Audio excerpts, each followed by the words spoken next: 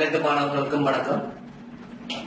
நாங்கள் தரம் 13 4ஆம் தவணை 2024ஆம் ஆண்டு 4ஆம் தவணை தகவல் தொழில்நுட்பவியல் பாடத்தில் பல்வேறு வினாத்தாள்களின் முன்னைய வகுப்பின் தொடர்ச்சியை மேற்கொள்ள இருக்கின்றோம். முன்னைய வகுப்புல பார்க்கப்பட்ட அந்த 7 வினாக்கும் அடுத்ததாக 8வது வினா நாங்கள் தற்போது பார்க்க இருக்கின்றோம். 8வது வினாவை பார்த்தோம்னா அருகில் தரப்பட்ட தர்க்க சுற்றினை கருதுக. ஒரு தர்க்க சுற்று உங்களுக்கு அருகில் தரப்பட்டிருக்கு. அந்த தர்க்க சுற்றை கருதுக. இங்கு A சமன் 0 இருக்கும் போது Q என்னும் வெளியீடு யாராக இருக்கும். இது ஒரு மிக சுலபமான வினா. இதுல நீங்கள் இந்த விடையை மிக இலகுவானதெல்லாம் வராத விடைகளையும் வெட்டி கொள்ளலாம். இதுல உங்களுக்கு A 0 இருக்கும் என்று சொன்னால் அந்த இடத்த 0 A பார் இடத்த 1 பெறப்போகுது. ஆகவே ஏந்த மாறில உங்களுக்கு விடையே வராது. ஏக்கு 0 வழங்கப்படுற சந்தர்ப்பத்துல ஏந்த மாறில உங்களுக்கு கியூக்குரிய அவுட்புட் வராது. ஆகவே நீங்கள் விட வராத விடைகள் தெரிவு செய்து கொள்ளலாம். 4வது விட வராது, 2வது விட வராது, 3வது விட வராது. இடையில கிடக்கிறது இந்த விடைகள் பி இருக்கலாம் இல்ல பி பார் இருக்கலாம். அது நாங்க செக் பண்ணி பார்க்கணும்.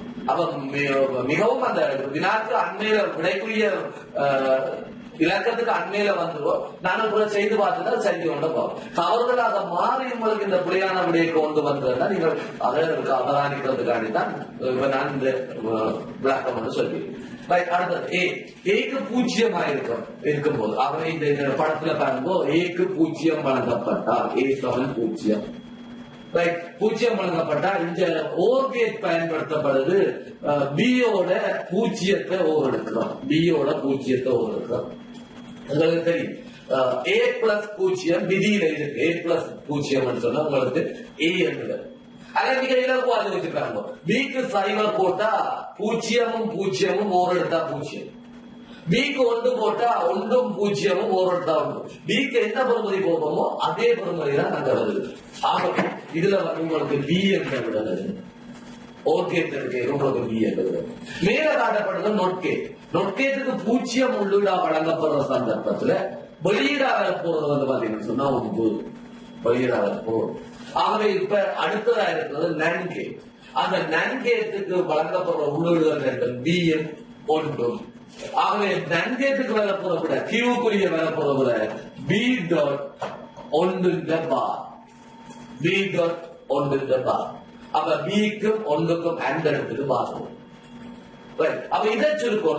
பி டாட் 1 இல்ல இதை சுருக்கும். அவை மேலே இருக்கிற பார் அப்படியே இருக்கட்டும். மேலே இருக்கிற பார் அப்படியே இருக்கும். பி டாட் 1 என்ன நீங்க விதியை யோசிச்சு ஜே டாட் 1 ஏ என்ற விதியை யோசிச்சு சொல்லலாம். அல்லது நீங்க உண்மையற்றவரை மனதால யோசிச்சு சொல்லலாம். பிக்கு 0 கொடுத்தா 0 1 விட 0 வரும். பிக்கு 1 கொடுத்தா 1 1 2 எடுத்தா அப்படியே 1 வரும். ஆகவே பி என்றதாக வரும். பி பார் என்றது விடையாக நிற்கும். ஆகவே உங்களுக்குரிய விட 5வது விடை பி பார். 8வது கேள்விக்கு 5வது விடை பி பார். அடுத்து 9வது படத்தில் காட்டப்பட்டுள்ள தர்க்க சுற்றை கருதுக. வலுவிளைவு கியூவிற்கு பொருத்தமான பூலியன் கோவை.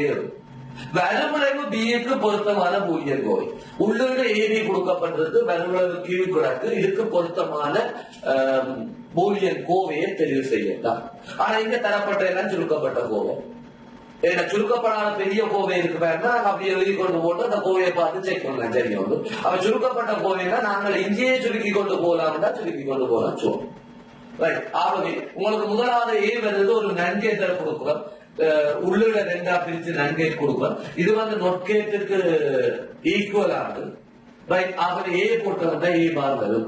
ஆகவே இதுல ஏ பார் என்ற வெளியிடுவது நொட்கேட்டுக்கு ஈக்குவல். இங்க ஏயும் பியும் உள்ளீடு வழங்க போது ஆகவே இங்க பாத்தீங்கன்னா ஏ டாட் பி இந்த பார் வரும். ஏ டாட் பி இந்த பார் வரும். அந்த ஏ டாட் பி இந்த பாருக்கு ஒரு நெட்கேட் பாய்க்கிற மாதிரி, அதாவது நான் கேட்ட 2 உள்ளீடையும் ஒரு உள்ளீடா பிரிச்சு கொடுத்து ஒரு வெளியீடு எடுக்கிறோம்னா அது நொட்கேட்டுக்கு ஈக்குவலா இருக்கும். ஆகவே ஏ டாட் பி இந்த பார் கொடுக்கிறோம்னா அங்கால ஏ டாட் பி இந்த பார் வரும். ஆகவே 2 பார் தேவையில்லை. ஆகவே ஏ டாட் பி என்று நாங்கள் வெளியே கொள்ளலாம். அடுத்த ஒரு நன்கேட் கொடுக்குது. நன்கேட் கொடுக்கிற 2ஐயும் உள்ளீடு 2ஐயும் அண்ட் எடுத்துட்டு பார் போடும். ஆகவே மேலே ஒரு உள்ளீடு வழங்கப்பட்டிருக்கு ஏ பார், கீழே உள்ளீடு வழங்கப்பட்டிருக்க A dot B ரெண்டையும் அந்த இடத்துக்கு பார் போட போது ஆகவே A bar dot A dot B முழுவதின் பார் போட போது இதுல பார்ப்போம் உள்ளுக்கே நாங்க பார்க்கலாம் A bar dot A bar dot A வந்து 0 A bar dot A 0 அவன் 0 என்ன ஹேண்ட் எடுத்தாலும் 0 அவன் மேல ஒரு பார் அவ 0க்கு பார் எடுக்க போறோம் 0க்கு பார் எடுக்க போறோம் ஆகவே உங்களுக்குரிய விட 1 0க்கு பார் எடுக்க உங்களுக்குரிய விட 1 ஆகவே 5வது விடை 1 9வது வினாவுக்கு சரியான விடை 5 1 என்ற விடை வருது ரைட் அடுத்தது 10வது வினா 10வது வினா கீழே தரப்பட்ட கேமப்பிற்க சுருக்கிய எஸ்ஓபி கோவை எழுது சுருக்கப்பட்ட எஸ்ஓபி கோவை ஆகவே நாங்கள் சுருக்கப்பட்ட எஸ்ஓபி கோவை என்று சொன்னா ஒன்றுகளை குழுக்களாக்கப்படல் வேண்டும் அந்த ஒன்றுகளை குழுக்களாக்கப்படல் வேண்டும் நீங்க குழுக்களாக்கப்படுற முறைகள் முதல் தெரிஞ்சிருக்கும் நீங்க குழுவாக்குவது ஒன்றுக்கள் எண்ணிக்கை 2 மடங்குகள்ல காணப்படக்கூடிய குழுவாக்கும் 2 மடங்குன்னா 1 2 4 8 16 அப்படியே 2 மடங்கு போகும் மிக கூடிய எண்ணிக்கை முதல்ல குழுக்களாக்கப்படணும் மிக குறைஞ்ச எண்ணிக்கை குழுக்களாக்கி கொண்டு போவோம் 2 குழுக்கள் ஒன்றோடு ஒன்று ஓவர்லேப் பண்ணலாம் ஒரே குழுவுக்கு திரும்ப திரும்ப குழு உருவாக்கலாம் மூலவிட்டம் வழிய குழுக்கள் உருவாக்கப்படுகிறார் இவ்வளவு நிபந்தனை வச்சோ ஒன்று நாங்கள் குழு உருவாக்கிட்டோம் இந்த ஒன்றை குழு பண்ண வெளிப்பிழைக்க பார்த்தா அடிகளை இருக்கிற இந்த 4 குழுக்களாக்கப்படும் முதலாவது குழு 4 குழுக்களாக்கப்படும் இது முதலாவது குழு அடுத்தது இந்த 2 குழு விளைவிக்க இந்த 4ஐயும் சேர்த்து குரூப் பண்ணா அதை நாங்க சொன்ன ஓவர்லேப் பண்ணுது சில ஒன்றுகள் 2 குரூப்புக்கு பொதுவா இருக்கலாம் ஓவர்லேப் பண்ணப்படுது இது வந்து குரூப் 2 2 குழுக்கள் அங்க காணப்படுது குரூப் 1 குரூப் 2 சரி இத ரெண்டையும் பற்றி நீங்க நேரடியாகவே இப்படி எடுத்துக்கொள்ளலாம் அல்லது நீங்கள் அந்த பெறுமதிகளை எழுதி போட்டும் இப்படி எடுத்துக்கொள்ளலாம் இந்த 4 ஒன்றுக்களையும் நீங்கள் சேர்த்து நேரடியா அப்படி கேட்க பார்த்தோம்னா இந்த 4 ஒன்றுக்களுக்கு நேர பாப்போம் நேர ஏக்கு சைவர் ஏக்கு சைவர் அதே மாதிரி ஏக்கு பிக்கு சைவர் பி கொண்டு அவன் மாறி மாறி வந்து இருக்கக்கூடாது பிக்கு சைவர்ன்றது ஒன்றுன்றது பி இருக்கக்கூடாது சைட்ல பார்த்தோம்னா இந்த 4க்கு உயர் சிக்கு சைவர்ன்றது ஒன்றுன்றது அது இருக்கக்கூடாது ஆகவே ஏக்கு சைவர் என்ற வகையில மட்டும் உங்களுக்கு விட வேணும் ஏ பார் பிளஸ் அடுத்த தொகுதிக்கு இடையில பிளஸ் வந்துடும் அடுத்த தொகுதி இந்த கீழே இருக்கிற 4 கீழே இருக்கிற 4 மட்டும் அப்படியே சிய பார்த்தீங்கன்னா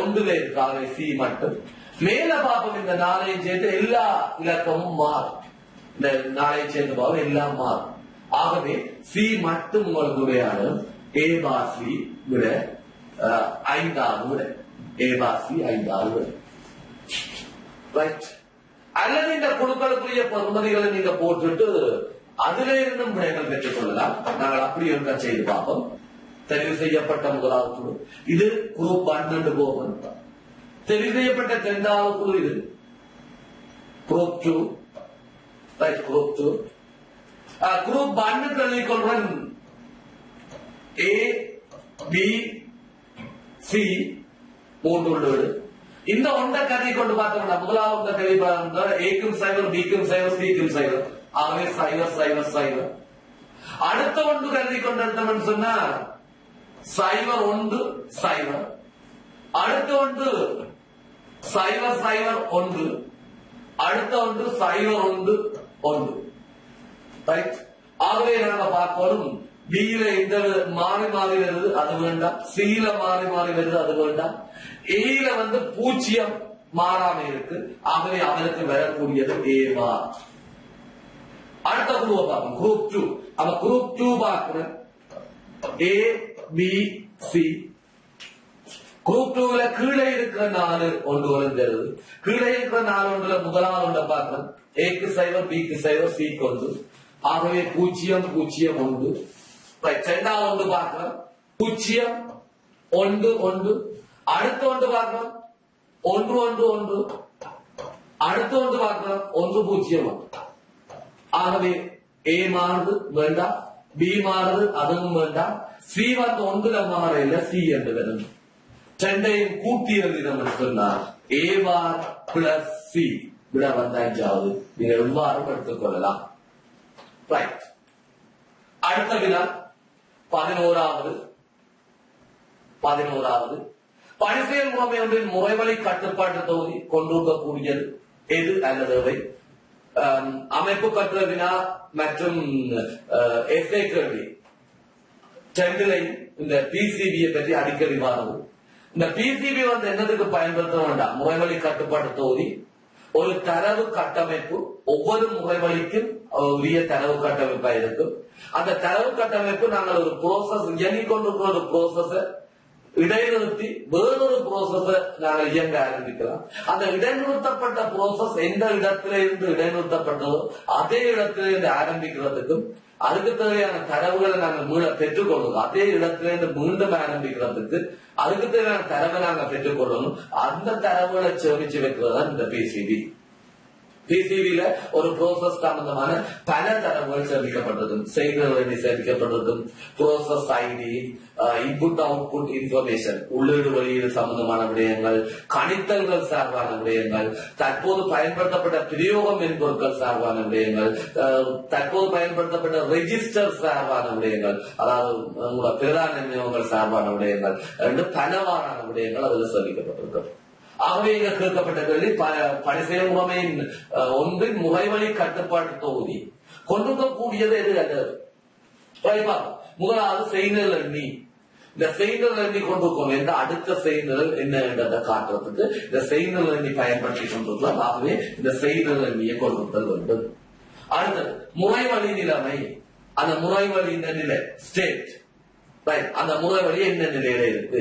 நாங்கள் படிச்சிருக்கோம் முறைவழிகளுக்கான நிலைகள் வரைபடத்துல new, ready, running, block, terminated, swap out and block, swap out and waiting என்று பல கட்டங்கள். அவர் அந்த கட்டத்துல இந்த ப்ரோசஸ் எங்க நின்றது அதே இடத்துல இருந்து இருக்க ஆரம்பிப்போம். அதுக்காண்டி என்ன ப்ரோசஸ் ஸ்டேட் இருக்கும். அடுத்த முறைவழிகள் ஒவ்வொரு முறைவழியையும் தனித்துவம் அடையாளப்படுத்துறதுக்கு பயன்படுத்துற முறைவழிகள் இருக்கணும். ஆகவே பிசிபி கொண்டிருக்கக்கூடிய தரவுகள்ல ஏபிசி அனைத்தும் விட 5வது. ஆகவே 11வது வினாவிற்கு பொருத்தமான விடை 5வது. ரைட். அடுத்தது 12வது. அதுல பௌதிக நினைவகத்தின் கொள்ளளவு 16 ஜிபி. பௌதிக நினைவகத்தின் கொள்ளளவு 16 ஜிபி. பௌதிக நினைவகம் முதன்மை நினைவகம் எங்களுக்கு கொள்ளளவு சில பெருசா இருக்கலாம். நாங்கள் எங்களுக்கு தரப்பட்ட வினாவின்படி அவர் தந்தது இப்ப பௌதிக நினைவகம் 16 ஜிபி. ஆகவுள்ள நினைவகத்தில் காணப்படும் நினைவக சட்டகங்கள். அப்ப சட்டகம் என்றால் எங்களுக்கு என்ன தெரியும்? நினைவக சட்டகம். நினைவக சட்டகம் என்றால் என்னன்னு தெரியும்? அதாவது பௌதிக நினைவகத்தை சம பகுதிகளாக பிரிக்க அவை ஒவ்வொன்றும் சட்டங்களுக்கு சொல்லுவோம்.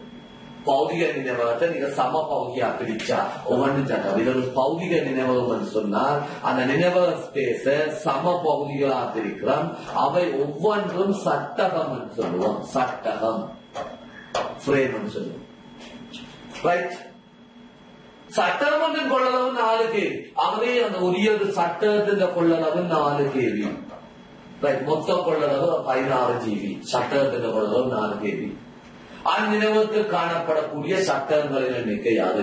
ஆகவே உங்களுக்கு மொத்த கொள்ளளவு தந்தாச்சு, ஒரு சட்டத்துக்கு எவ்வளவு தந்தாச்சு. ஆகவே சட்டங்கள் எண்ணிக்கை அடுக்கலையும் கிடக்கு, இலக்கமா பெருக்கியும் கிடக்கு. நாம பார்ப்போம் சட்டங்கள் எண்ணிக்கை. பௌதிக நினைவகத்தின் கொள்ளளவு 16 GB என்று தந்திருக்கிற 16 GB. அத சட்டத்தின் கொள்ளளவால பிரிக்கிறோம், 4 KB பிரிக்கிறோம். 16 GB 4 KB பிரிக்கிறோம். 16 GB நாங்க 4 KB பிரிக்கிறது அதை கேபிக்கு கொண்டு வந்தாங்க. 16 தர 10 10ஆம் அடுக்கு MB என்று வரும். அந்த MB நான் கேபிக்கு கொண்டு வைக்க 10 10ஆம் அடுக்கு KB என்று கீழே 4 KB என்றது. கேவி கொள்ளளவு கட்டுப்பட்டு 4 16 பிரிச்சு 16 4 பிரிச்சோம் என்று சொன்னா 4 முறை. ஆகவே 2 22ஆம் அடுக்கு சட்டங்கள் எண்ணிக்கை இருக்கும். ஆகவே 2 22ஆம் அடுக்கு சட்டங்கள் எண்ணிக்கை நீங்க தெரிவு செய்வதை விட முதலாவது முதலாவது அடுத்த வினா 13. அடுத்த வினா 13. கணனி ஒன்றில் அதன் முதன்மை நினைவகத்தின் கொள்ளளவிலும் கூடிய கொள்ளளவுடைய பிரயோகம் ஒன்றை நிறைவேற்றுவதற்கு பின்வரும் எதனை அக்கணனியுடன் பயன்படுத்துவதன் மூலம் மேற்கூறப்பட்ட தேவைகளை பூர்த்தி செய்யலாம். ஆகவே முதன்மை நினைவகத்தின் கொள்ளளவிலும் விட கூடிய கொள்ளளவுடைய ஒரு செயல்முறையை நாங்கள் இயங்க செய்தோம். அதுல வடிவ அவதானிக்கணும். முதன்மை நினைவகத்தின் கொள்ளளவின் அளவிலேயோ அல்லது அதை விட சற்று கூடின கொள்ளளவிலேயோ நாங்கள் ஒரு செயல்முறையை இயங்க ஆரம்பிக்க மாய நினைவகம் தேவை. முதன்மை நினைவகம் கொள்ளளவு 10, முதன்மை நினைவகத்தின் கொள்ளளவு 10 சந்தர்ப்பத்தில் துணை நினைவகத்தின் ஒரு பகுதியை முதன்மை நினைவகம் போல செயற்படுத்த அது மாய நினைவகம். அவை மாய நினைவக கன்செப்ட் இங்க தேவை. ஆகவே இங்க தரப்பட்ட விடையில 3வது மாய நினைவகம். பழக்க நினைவகம், தற்போக்கு பொருள் நினைவகம் எல்லாம் ஏற்கனவே கடலில பயன்படுத்தப்பட்டு கொண்டிருக்கிறது. இதுல பிரதான நிலையத்தில் இடம் 10 சொன்னா நான் என்னென்ன பாதிக்க போறது மாய நிலையத்தை பயன்படுத்த. ஆகவே விட 3வது 13வது 3வது விடைய தேக்கத்தை முகாமிப்பதற்காக கோப்பு ஒதுக்கீட்டு அட்டவணையை பயன்படுத்துகின்ற ஓர் வன்பட்டில் அதாவது கோப்பு ஒதுக்கீட்டு அட்டவணை பயன்படுத்தப்படுது. முறையே 217, 220 எனும் 2 தொகுதிகள் மீது research.py எனும் கோப்பு தேக்கி வைக்கப்பட்டுள்ளது. அவை research.py என்ற பைத்தன் கோப்பு தேக்கி வைக்கப்படுறதுக்கு 2 தொகுதி இங்க பயன்படுத்தப்பட்டிருக்கிறது. 2 தொகுதி பயன்படுத்தப்படும். மற்றது 4 KB தொகுதிகளை கொண்டது. அப்ப 2 தொகுதி பயன்படுத்தப்பட்டதுன்னா 1க்கு 4 KB, அடுத்ததுக்கு 4 KB, மேக்சிமம் 8 பயன்படுத்தும்.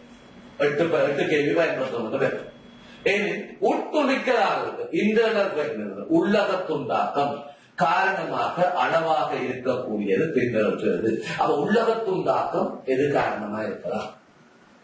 ஆகவே நாங்கள் அந்த பிளக்கை நாங்கள் சும்மா கீறி பார்த்தமா இருந்தால் ஒரு நினைவகத்தில் பல பிளக் இருக்கு. இதுல முதலாவது 217 என்ற பிளக்கும் 220 என்ற பிளக்கும் 2 பிளக் பயன்படுத்தப்பட்டிருந்தா நாங்கள் அவதானிப்போம் மேக்சிமம் இந்த 8 KBக்கு உள்ள இருக்கும் தரவு 2 பிளக் பாவிச்சா. குறைஞ்சது 4 KBக்கு வெளியே இருக்கு. 4 KBயோட கூட இருக்கும். ஏனென்றா ஒரு பிளக் 4 KB.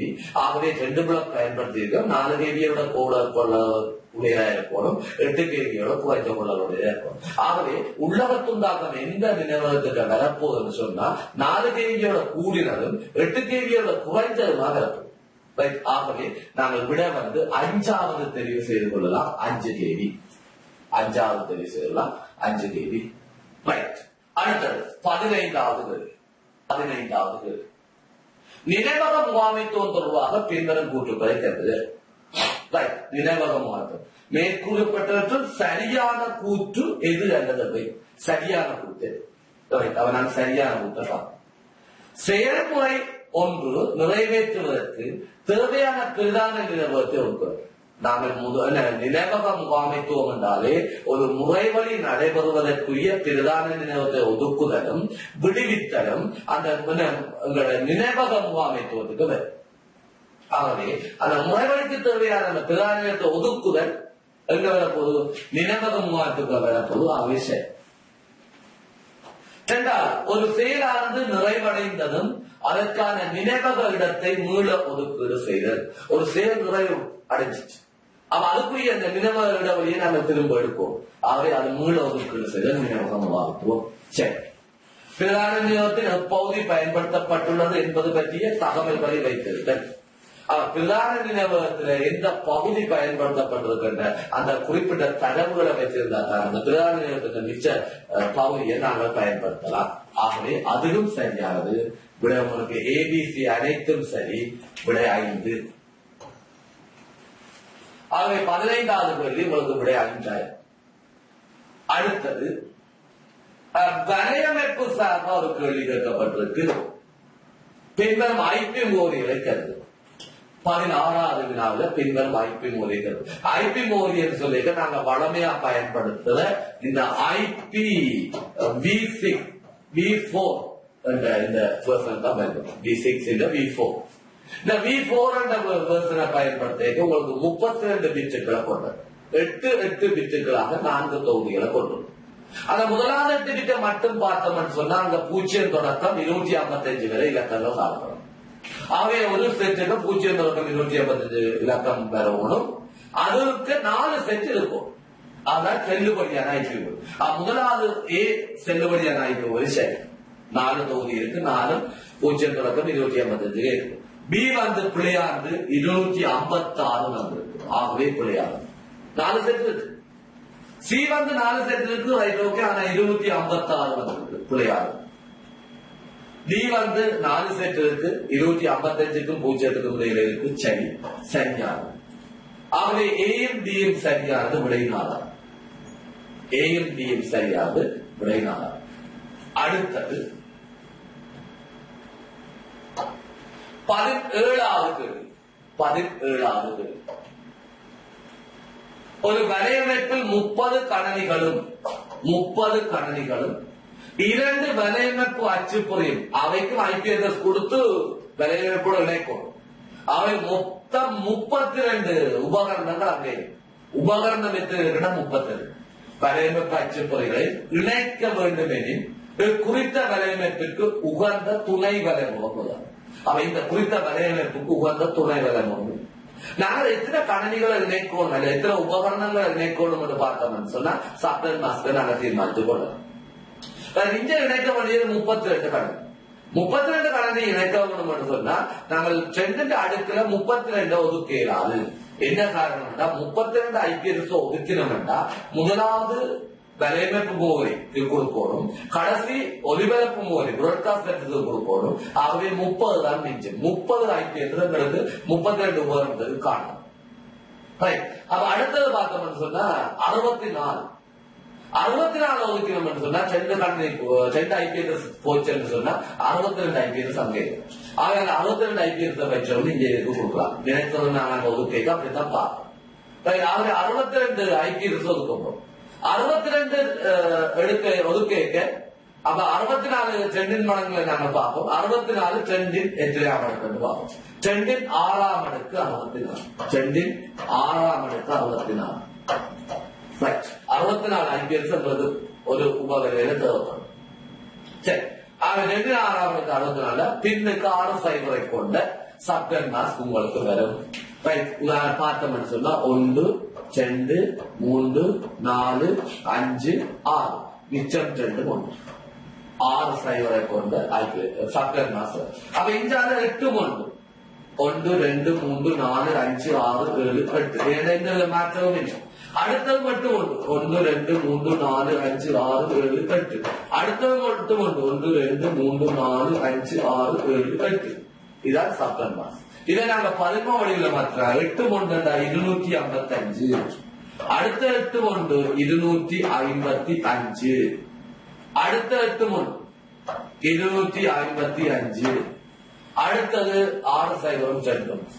அதுல பார்த்தோம்னா 1 2 4 8 16 32 64 128 64 128 192. ஆகவே சப்டன் மாஸ் 255 255 255 192. ரைட். அவங்களுக்குரிய விட பாத்தீங்கன்னா 2வது விடை. 17வது கேள்விக்கு உங்களுக்கு போடப்பட்ட விட 2வது விடை. நல்லது மாணவர்களே, நாங்கள் அடுத்த ஒரு இந்த வகுப்புல சந்திக்கிறோம். விடைபெற்று